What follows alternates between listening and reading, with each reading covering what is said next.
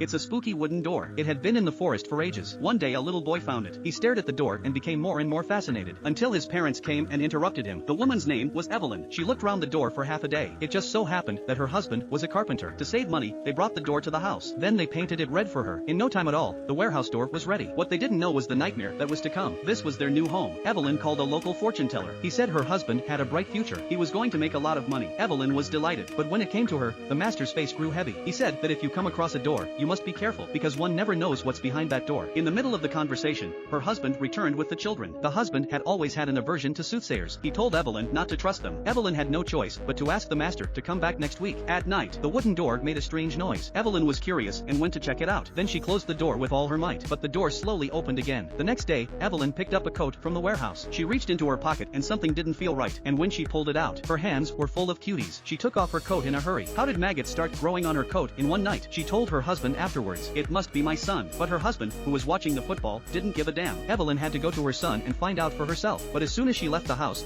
she saw a white girl in front of her. She was terrified. She turned on the corridor light. It was her son. He said he couldn't sleep. When he closes his eyes, he has nightmares. Evelyn asked him what he was dreaming about. He said there was a monster that kept trying to catch him. She had no choice but to put him to sleep. At that moment, a pair of black hands stretched out from behind the wooden door. It was slowly approaching her. Looking at her sleeping son, Evelyn felt relieved. Then she left the room and closed the door behind her. The next morning, the master arrived with an anxious look on his face. He said that there was a serious problem with the house. There was a possibility that a powerful evil spirit was living in the house. Evelyn didn't believe him, of course, but the master was so sincere. He said that if he didn't stop it in time, the consequences would be very serious. Then he poured a bottle of white liquid on the windowsill. Then he lit a candle. He took a cigar and acted like he was going to the devil. Then he released a large amount of PM2.5 into the house. Evelyn followed the master in a daze, sprinkling water. The master came into the corridor and froze. He had his eye on the red wooden door. The door seemed to sense hostility. It turned out all the lights in the house. The master became very serious. He sensed that the door was terrifying. Afterwards, he asked Evelyn to remove the door as soon as possible. At night, a pair of black hands would come out from behind the door. A series of strange events occurred in the house.